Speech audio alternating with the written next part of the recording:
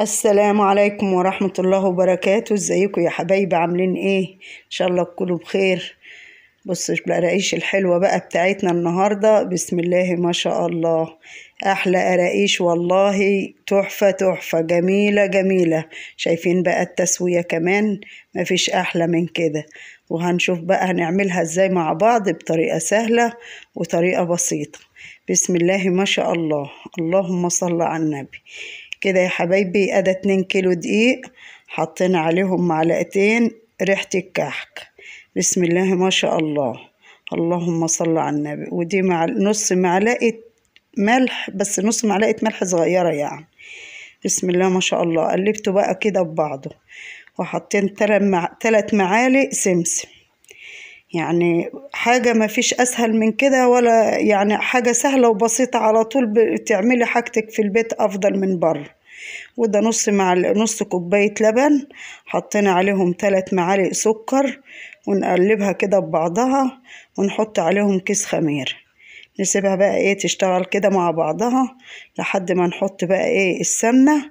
السمنة يا حبايبي انا مسخناها بس مش قدحاها. ليه؟ علشان ده بقى قراقيش هنحشي عجوة، انما احنا مش عايزينها ايه تبقى حامية بقى كده ايه على صدرنا. الكحك انا لما سخنت السمنة علشان كان كحك سادة، لا هو فيه عجوة ولا فيه ايه ولا فيه ملبن. انما دي قراقيش محشية، لما نحط لها السمنة سخنة تبقى هادية ما تبقاش حامية. ليه؟ عشان هتبقى فيها عجوة. اللهم صل على النبي.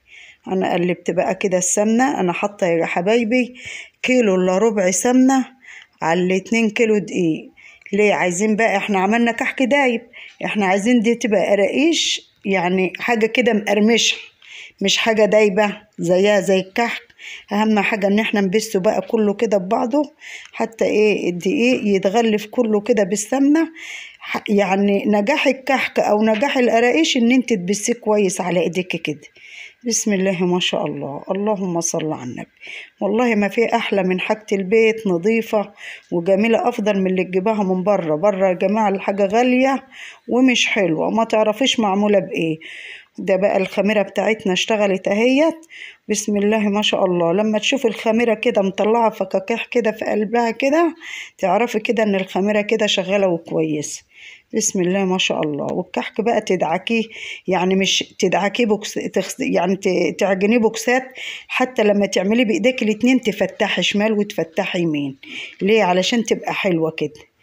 بسم الله ما شاء الله. انا بقى ايه بشوفها كده، طالما ان العجينه ناعمه ومش مفلقه ولا حاجه، لا هي محتاجه مي لبن ولا محتاجه اي حاجه. هو كده خد 2.5 كوباية لبن، يعني ما فيش اسهل من كده ولا احلى من كده. انا غطيته بقى بكيس كده تلاجة، وايه وانا مسكت العجوه ظبطتها كده. انا كان عندي عجوه في التلاجة، مسكتها فصصتها وايه وفرمتها في المفرم. اهم حاجه بقى ايه تدعكها كده بحته السمنه حلوه كده، علشان ايه ما تنشفش معاكي في البنين يعني. بسم الله ما شاء الله. والله ما في احلى من كده ولا اسهل من كده. تمسكي بقى ايه الرولات كده تفتحيها، وتمسكي بقى تحطي بقى فيها العجوه عشان ايه، ونقفلها بقى كويس. يعني مفيش اسهل من كده ولا احلى من كده. كيس من بتوع التلاجة تقوم حاطه فيه العجوه. ليه؟ لانك انت لو بططيها على طبلية ولا على الرخامة هتلزق منك. انما انا بقى بفردها في قلب الكيس، اغطي من تحت ومن فوق، وتمسكي الكيس تقومي دلقيه ايه على العجينة، تظبطها بقى كده وتظبطي الدنيا، وتحطي الحتت اللي هي ما فيهاش دي تكملي برضو عليه. اهم حاجة ان انت تقفلها كويس عشان لما تستوي ما تبقاش ايه ما تفتحش منك. مفيش اسهل والله ولا احلى من حاجة البيت. وعلى فكرة يا حبايبي، ان كنت انا مثلا عملت بسمنة بلدي، فمش شرط سمنة بلدي، اللي موجود عندك اعملي بيه، والله كله هيبقى زي الفل. ده بره ما تعرفوهوش معمول بايه، هم بيحطوا منكهات ويقولك بيستعمل سمنة بلدي، انما هو لا بسمنة بلدي ولا اي حاجة. اللي موجود عندك اعملي بيه، كله بيبقى حلو. اهم حاجة ان انت تعمليه على ايدك انضف من بره 100 مرة، لان انت ما تضمنيش اللي بره ده معمول ازاي. كفايه ان انت عاملاه على ايدك، نخله الدقيق كويس وشايفاه، حاطه السمنه على ايدك، الحاجه بتنقيها، السمسم بتنقيه، بتشوفي كل حاجتك كده بتعمليها بايدك انضف من اللي بره.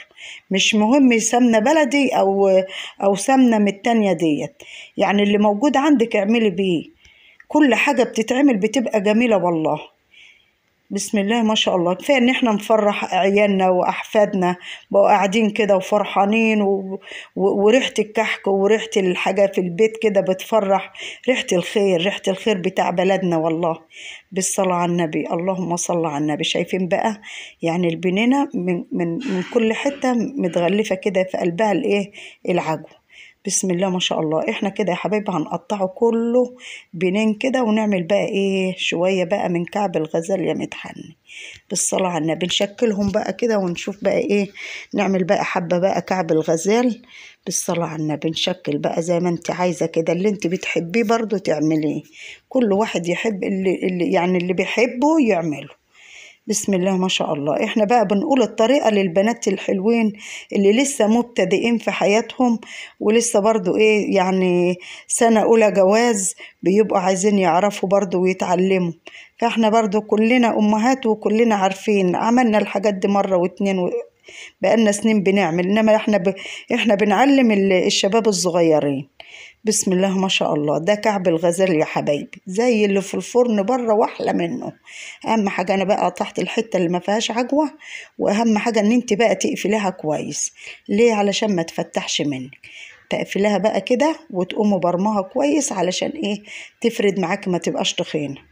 بسم الله ما شاء الله، اللهم صل على النبي. والله كل حاجة طالعة جميلة، أهم حاجة إن الواحد يقوم يعمل ريحة البيت تبقى بقى كحك وخميرة وخبيث كده، تخلي ريحة البيت خير. اللهم صل على النبي. بسم الله ما شاء الله. انا مسكته بقى كده قطعته، ده كعب الغزال يا حبايبي. هحط بقى ايه، شايفين بقى دي بقى لما بتشوفوا بقى العجوه في النص اهي، لما بتخمر بتلاقيها بقى طبقات كده ما شاء الله جميله. ده نص كوبايه لبن، حطيت فيها شعره فانيليا، وحطيت شوية سكر وقلبتهم كلهم في بعضهم. وتحط بقى في اللبن وترجعي تحط في السمسم وترصيه بقى. ده كعب الغزال، يعني جزء عملته بنين وجزء عملته كعب الغزال. اللهم صل على النبي. بسم الله ما شاء الله. والله ما في أحلى من كده. شايفين الشكل؟ بالله عليكم مش أحسن من اللي بره 100 مرة؟ أحلى ولا مش أحلى؟ احنا لما نعرف نعمل حاجة ايه اللي يخلينا نكسل ونروح نجيب حاجتنا من بره جاهزة؟ لا، ما نعمل حاجة في البيت، مش هياخد مننا وقت ولا هياخد مننا اي حاجة. اهم ال2 كيلو قطعناهم وحطيناهم في الصواني، اللي كعب الغزال واللي بنين واللي فص برتقان، يعني ما فيش احلى من كده. ودخلنا بقى الفرن بتاعنا الحلو الجميل، وطلع لنا بقى التسوية اللي انتوا شايفينها كده الجميلة الحلوة دي. والله العظيم ما في احلى من كده، تسوية تحفة تحفة.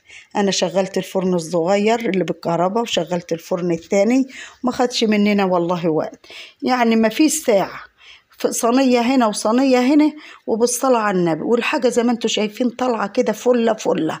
اللهم صل على النبي. اللي عملته جزء منه سادة عشان انا عن نفسي بحب السادة. شوفوا بقى لما بتخمر كده بتبقى كده ايه، مورقة كده، وتشوفوا منظر العجوة فيها تحفة، والقرقوشة عاملة ازاي. شوفوا البنين، بسم الله ما شاء الله، اللهم صل على النبي. والله ما في احلى من كده. شايفين مفتحة من جوه بقى كده، والعجوة كده مبرومة فيها. بسم الله ما شاء الله. بألف هنا وصحة لكل اللي ياكل، وكل سنة وانتوا طيبين يا حبايبي، وعيد سعيد عليكم وعلى حبايبكم، ويعود عليكم الأيام بخير يا رب. والله تحفة تحفة، عامل زي البغاش. وما تنسوناش يا حبايبي في الاشتراك واللايك وفعلوا الجرس علشان يوصل لكم كل جديد. والسلام عليكم ورحمة الله وبركاته.